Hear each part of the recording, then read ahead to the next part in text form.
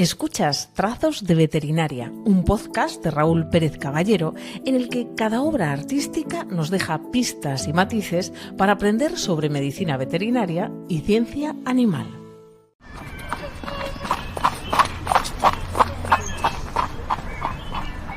Cuando pensamos en un zoológico, la mayoría imaginamos un lugar para visitar durante una mañana o una tarde, un espacio donde observar animales exóticos que difícilmente podríamos encontrar en nuestro entorno cotidiano. Sin embargo, el origen de los zoológicos modernos fue muy diferente.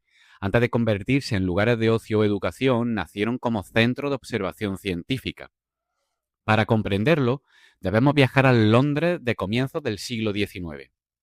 Era una época marcada por la expansión del conocimiento científico, por los grandes viajes de exploración y por una creciente fascinación hacia la naturaleza. Europa recibía animales procedentes de África, Asia, América y Oceanía, especies que despertaban enorme curiosidad entre naturalistas y estudiosos. Muchos de esos animales terminaban en colecciones privadas, jardines aristocráticos o exhibiciones itinerantes, pero el conocimiento científico sobre ellos seguía siendo sorprendentemente limitado. En ese contexto, nació en 1826 la Sociedad Zoológica de Londres, una institución fundada con un objetivo ambicioso: promover el estudio científico de los animales y avanzar en el conocimiento de la zoología. 2 años después, en 1828, abrió sus puertas el Zoológico de Londres, situado en Regent's Park. Hoy puede parecer un detalle menor, pero en aquel momento representó una idea revolucionaria, porque el zoo no se creó inicialmente para entretener al público, sino para estudiar animales. Durante sus primeros años, el acceso estaba restringido principalmente a miembros de la sociedad zoológica y a investigadores. El objetivo era observar especies vivas de forma continuada, registrar comportamientos, comparar anatomía y recopilar información que hasta entonces apenas existía. En cierto modo, el Zoológico de Londres fue uno de los primeros lugares donde la observación sistemática de animales salvajes se convirtió en una actividad científica organizada. Y esto resulta especialmente interesante cuando lo analizamos desde una perspectiva veterinaria. Hoy damos por sentado que conocemos cómo se alimenta un león, cuánto vive una jirafa o qué enfermedades pueden afectar a un primate. Sin embargo, buena parte de ese conocimiento tuvo que construirse desde cero. Alguien tuvo que observar, registrar, comparar y aprender. La historia de la veterinaria está profundamente ligada a esa capacidad de observación. Antes de diagnosticar una enfermedad, es necesario conocer qué es normal. Es decir, antes de comprender una alteración, hay que entender cómo funciona un organismo sano. Y cuando hablamos de especies procedentes de lugares remotos del planeta, esa información sencillamente no existía. Por eso, el Zoo de Londres fue mucho más que un conjunto de recintos con animales exóticos.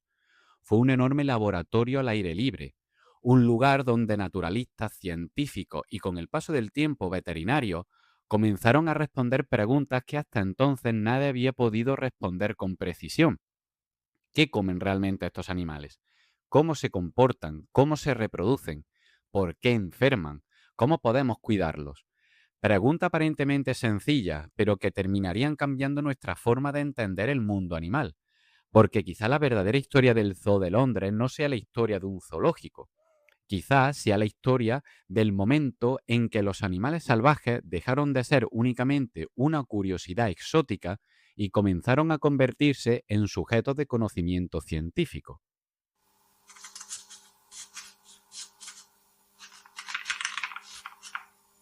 Hoy vivimos rodeados de documentales de naturaleza, enciclopedias digitales y bases de datos científicas. En apenas unos segundos podemos encontrar información detallada sobre la alimentación de un tigre, el comportamiento social de los gorilas o las rutas migratorias de numerosas especies. Sin embargo, a comienzos del siglo XIX la situación era muy distinta. Muchas de las especies que llegaban a Europa eran prácticamente desconocidas para la ciencia. Los exploradores podían describirlas, dibujarlas o incluso capturarlas, pero eso no significaba comprenderlas. Saber cómo era un animal y saber cómo vivía eran dos cosas muy distintas. Por eso, los primeros zoológicos científicos adquirieron una importancia extraordinaria. Por primera vez, era posible observar durante meses o años a animales procedentes de lugares remotos. Ya no se trataba de ejemplares vistos fugazmente durante una expedición. Ahora podían estudiarse de forma continuada. Y lo que los científicos comenzaron a descubrir fue que sabían mucho menos de lo que creían. Aspectos tan básicos como la dieta adecuada de determinadas especies eran todavía una incógnita. En muchos casos los animales recibían alimentos que parecían razonables desde una perspectiva humana, pero que estaban muy lejos de sus necesidades reales. Las consecuencias eran frecuentes problemas de salud, enfermedades nutricionales y una elevada mortalidad. Lo mismo ocurría con la reproducción. Muchas especies no se reproducían en cautividad y nadie comprendía del todo por qué. El comportamiento social, las necesidades ambientales, los ciclos biológicos o la relación entre individuos eran campos prácticamente inexplorados. Aquellos primeros zoológicos se convirtieron así en enormes centros de observación. Cada nacimiento, cada enfermedad y cada comportamiento inusual aportaban información nueva. Los registros acumulados durante décadas permitieron construir poco a poco una base de conocimiento que hoy nos parece evidente, pero que entonces estaba comenzando a desarrollarse. Desde una perspectiva veterinaria, este proceso resulta especialmente interesante. La medicina no surge únicamente de la capacidad para tratar enfermedades, surge sobre todo de la capacidad para comprender a los pacientes. Y en el caso de la fauna salvaje, los propios pacientes eran todavía grandes desconocidos. Un veterinario del siglo XIX podía tener experiencia en caballos, en vacas, ovejas o perros. Eran especies con las que la humanidad convivía desde hacía siglos. Pero un rinoceronte, un orangután o un oso polar planteaban preguntas completamente nuevas. ¿Cómo se explora clínicamente un animal que nadie ha tratado antes? ¿Cómo se interpreta su comportamiento? ¿Cómo se diferencia un comportamiento normal de un signo de enfermedad? ¿Cómo se evita el estrés en una especie cuya biología apenas conocemos? La respuesta a muchas de esas preguntas comenzó a construirse precisamente en los lugares como el Zoo de Londres. Y no solo mediante la observación científica, también a través de los errores. Algunos de los conocimientos que hoy consideramos básicos nacieron tras décadas de ensayo, aprendizaje y corrección. La historia de los zoológicos modernos está llena de avances, pero también de equivocaciones que ayudaron a comprender mejor las necesidades reales de los animales.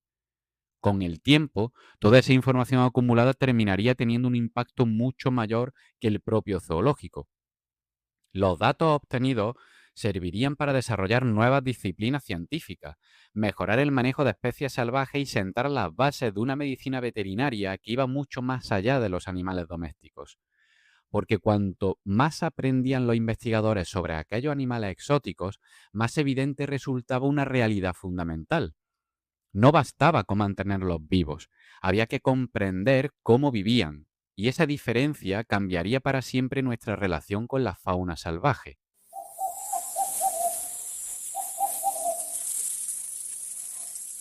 A medida que los zoológicos fueron acumulando conocimientos sobre especies procedentes de todo el mundo, comenzó a surgir un desafío inesperado. Observar animales era importante, comprender su comportamiento también, pero tarde o temprano apareció una realidad inevitable. Los animales enfermaban, y cuando eso ocurría, los conocimientos veterinarios disponibles resultaban insuficientes en muchos casos. La medicina veterinaria del siglo XIX estaba profundamente ligada a los animales domésticos. Caballos, bovinos, ovinos, perros o animales de trabajo constituían la inmensa mayoría de los pacientes. Existía experiencia acumulada durante generaciones sobre su manejo, su enfermedad y sus tratamientos. Sin embargo, la llegada de especies salvajes a los zoológicos planteó problemas completamente nuevos. Un tigre no era un caballo, un elefante no era una vaca, un pingüino no era una gallina. Cada especie poseía una anatomía, una fisiología y unas necesidades propias. Y muchas veces los profesionales se encontraban ante situaciones para las que no existían manuales ni referencias previas. Los zoológicos se convirtieron entonces en escenarios de aprendizaje permanente. Veterinarios, naturalistas y cuidadores comenzaron a colaborar para comprender mejor las enfermedades que afectaban a aquellos animales. Era necesario desarrollar nuevas estrategias de manejo, nuevas formas de exploración clínica y nuevos protocolos de alimentación y prevención sanitaria. En cierto modo, estaban haciendo una nueva rama de la profesión veterinaria. Hoy hablamos con naturalidad de medicina de fauna salvaje, medicina zoológica o conservación veterinaria. Sin embargo, estas disciplinas son relativamente recientes si las comparamos con otro ámbito de la profesión.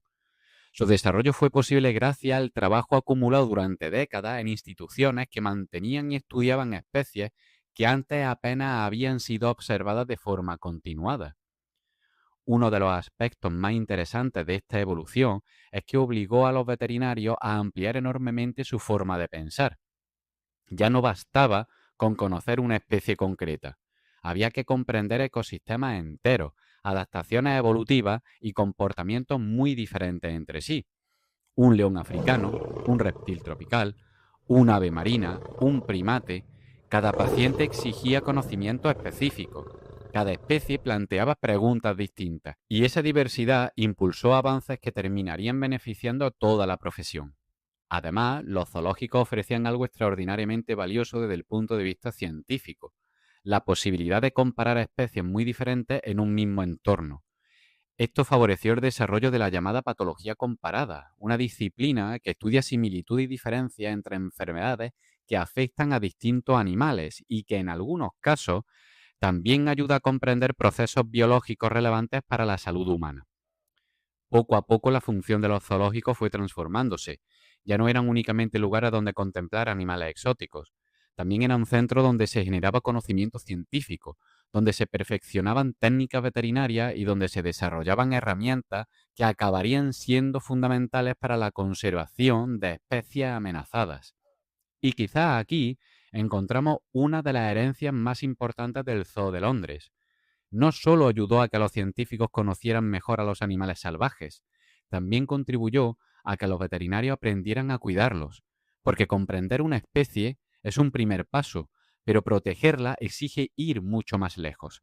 Exige conocer cómo vive, cómo se reproduce, cómo responde al estrés, cómo enferma y, sobre todo, cómo podemos ayudarla cuando necesita atención.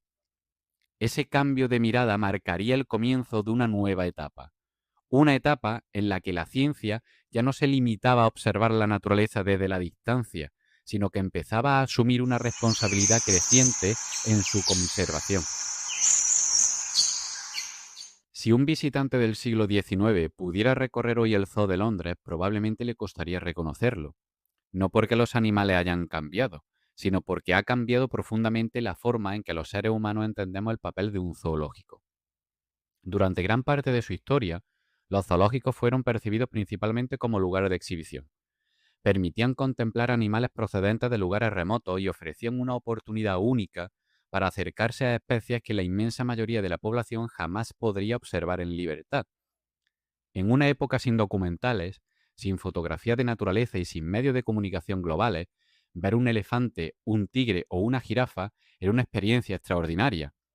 Sin embargo, a medida que avanzó el conocimiento científico, comenzó a surgir una pregunta cada vez más incómoda. ¿Es suficiente o necesario exhibir animales salvajes? La respuesta fue transformando progresivamente la filosofía de muchas instituciones zoológicas. Durante el siglo XX y especialmente en las últimas décadas, la investigación, la educación y la conservación fueron adquiriendo un peso cada vez mayor. El objetivo ya no consistió únicamente en mostrar animales al público, sino en contribuir activamente a la protección de especies y ecosistemas. En este proceso, la Sociedad Zoológica de Londres desempeñó un papel especialmente relevante. Además de gestionar el zoo, la institución desarrolló proyectos científicos, programas de conservación y actividades de investigación tanto en el Reino Unido como en numerosos países del mundo. La conservación dejó de entenderse únicamente como una cuestión local para convertirse en un esfuerzo global. Y aquí aparece una idea fundamental desde la perspectiva veterinaria. Conservar una especie no significa simplemente evitar que desaparezca. Significa comprender su biología, su salud, su reproducción, su comportamiento y su relación con el entorno. La conservación moderna necesita veterinarios, biólogos, ecólogos, genetistas y muchos otros profesionales trabajando de forma coordinada. En realidad, la medicina veterinaria se ha convertido en una herramienta esencial para proteger la biodiversidad.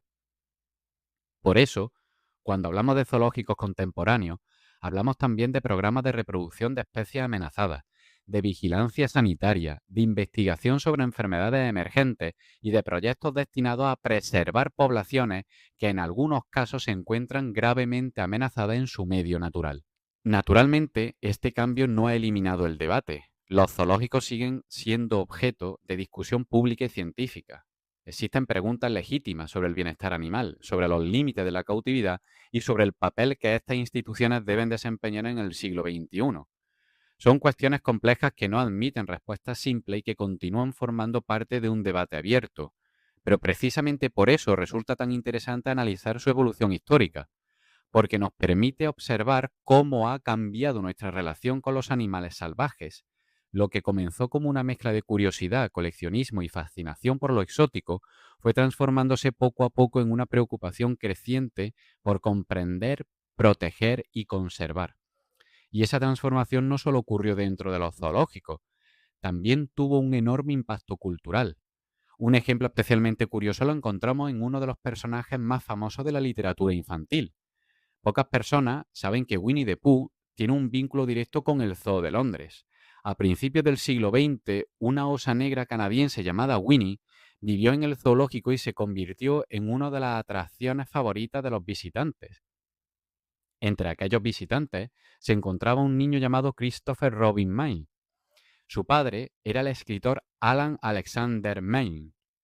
Años después, aquel encuentro inspiraría el nombre de uno de los personajes más conocidos de la literatura universal, Winnie the Pooh. Es una historia aparentemente sencilla, pero refleja algo importante. Los zoológicos no solo han influido en la ciencia, también han influido en nuestra cultura, en nuestra imaginación y en la manera en que generaciones enteras han aprendido a relacionarse con los animales. En una clara muestra que nos revela que detrás de muchas historias que creemos conocer, a veces encontramos un origen inesperado, y en ocasiones ese origen se encuentra precisamente en lugares como el Zoo de Londres.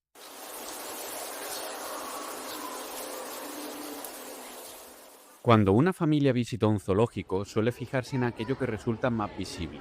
Los grandes mamíferos, los animales más carismáticos, los comportamientos llamativos o las especies que rara vez pueden contemplarse de cerca. Es una reacción completamente natural. Después de todo, los zoológicos siguen siendo uno de los pocos lugares donde una persona puede observar en un mismo día un león, una jirafa, un pingüino o un gorila.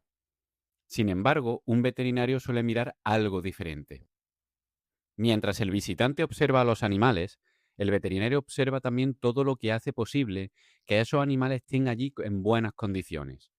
Observa el diseño de las instalaciones, la interacción entre individuos, la conducta alimentaria, los enriquecimientos ambientales, la condición corporal o incluso pequeños detalles que pueden pasar desapercibidos para la mayoría de las personas.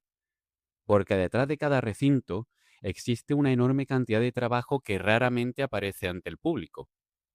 Existe nutrición especializada, existe medicina preventiva, vigilancia sanitaria, existe reproducción controlada, bienestar animal y existe un seguimiento continuo que requiere la colaboración de equipos multidisciplinares. A menudo, olvidamos que muchas de las especies presentes en los zoológicos modernos poseen necesidades extremadamente complejas. Algunas requieren condiciones ambientales muy concretas de temperatura y humedad. Otras necesitan estructuras sociales determinadas para desarrollar comportamientos normales. Algunas son especialmente sensibles al estrés. Otras presentan enfermedades que apenas se observan en medicina veterinaria convencional. Todo ello obliga a trabajar con una perspectiva muy diferente de la que encontramos en otras áreas de la profesión. De hecho, una de las características más interesantes de la medicina zoológica es que con frecuencia el objetivo principal no consiste en tratar enfermedades, sino en evitar que aparezcan. La prevención adquiere una importancia enorme. Mantener la salud de una población de animales salvajes bajo cuidado humano exige anticiparse constantemente a los problemas, y para hacerlo es necesario comprender la biología de cada especie con un nivel de detalle extraordinario. Esta forma de trabajar ha contribuido además al desarrollo de un concepto que hoy resulta fundamental. La salud no depende únicamente de la ausencia de enfermedad, también depende del bienestar. Un animal puede estar clínicamente sano y, sin embargo, no encontrarse en una situación óptima si no puede desarrollar comportamientos propios de su especie o si su entorno no satisface determinadas necesidades biológicas. Por eso, los zoológicos modernos han ido incorporando progresivamente conocimientos procedentes de la etología, la medicina veterinaria, la biología de la conservación y la ciencia del bienestar animal. El objetivo ya no es únicamente que los animales sobrevivan. El objetivo es que puedan desarrollar una vida lo más compatible posible con sus necesidades naturales. Y quizá aquí encontramos una de las mayores aportaciones de instituciones como el Zoo de Londres. A lo largo de casi 2 siglos han contribuido a generar conocimientos que hoy utilizamos mucho más allá de los propios zoológicos. Muchos avances en nutrición, reproducción, comportamiento o medicina de fauna salvaje han terminado aplicándose también a programas de conservación, centros de recuperación de fauna, reservas naturales e incluso investigaciones sobre enfermedades emergentes. Por eso, cuando un veterinario visita un zoológico, no ve únicamente una colección de animales, ve décadas de investigación, ve ciencia aplicada, ve conservación, ve bienestar animal y ve una disciplina profesional que ha aprendido a ampliar constantemente su horizonte para responder a nuevos desafíos. Al fin y al cabo, comprender la diversidad animal implica aceptar una realidad fascinante. Cuanto más aprendemos sobre otras especies, más descubrimos todo lo que todavía nos queda por aprender. Cuando el Zoológico de Londres abrió sus puertas en 1828, nadie podía imaginar todo lo que ocurriría después. Lo que comenzó como una institución dedicada al estudio de animales exóticos acabaría convirtiéndose en una pieza importante de una historia mucho más amplia. La historia de cómo los seres humanos hemos intentado comprender el resto de la vida que comparte el planeta con nosotros. A lo largo de casi 2 siglos, el zoo ha sido escenario de descubrimientos científicos, avances veterinarios, proyectos de conservación y debates éticos que siguen plenamente vigentes. Su historia refleja en muchos sentidos la evolución de nuestra propia relación con los animales, porque los zoológicos han cambiado, la ciencia ha cambiado y la veterinaria ha cambiado. Y también ha cambiado la forma en que entendemos nuestras responsabilidades hacia otras especies. Hoy sabemos que la conservación de la diversidad es uno de los grandes desafíos de nuestro tiempo. Sabemos que muchas especies se enfrentan a amenazas sin precedentes. Sabemos que la pérdida de hábitats, el cambio climático, las enfermedades emergentes y las actividades humanas afectan profundamente a los ecosistemas.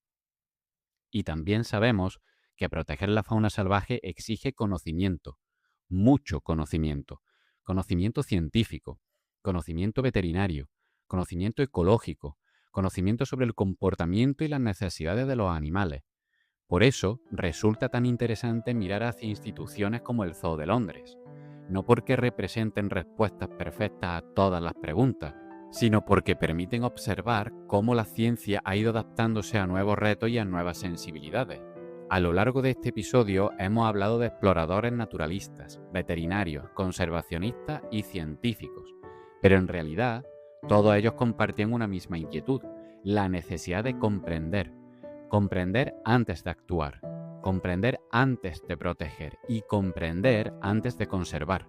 Y quizá esa sea la principal lección que podemos extraer de esta historia. La conservación no empieza cuando salvamos una especie, empieza mucho antes, cuando decidimos conocerla, cuando nos interesamos por ella, cuando dejamos de verla como una simple curiosidad y comenzamos a entenderla como parte de un sistema complejo del que nosotros también formamos parte. Tal vez por eso la historia del Zoo de Londres no sea únicamente la historia de un zoológico, es también la historia de una idea. La idea de que observar a los animales puede ayudarnos a comprender mejor la naturaleza, y la idea de que comprender la naturaleza es el primer paso para protegerla. Hasta aquí Trazos de Veterinaria, un podcast de Raúl Pérez Caballero de la Universidad de León para Cultura Plus, con el que descubrirás que el arte también puede acercarte a la veterinaria y la ciencia.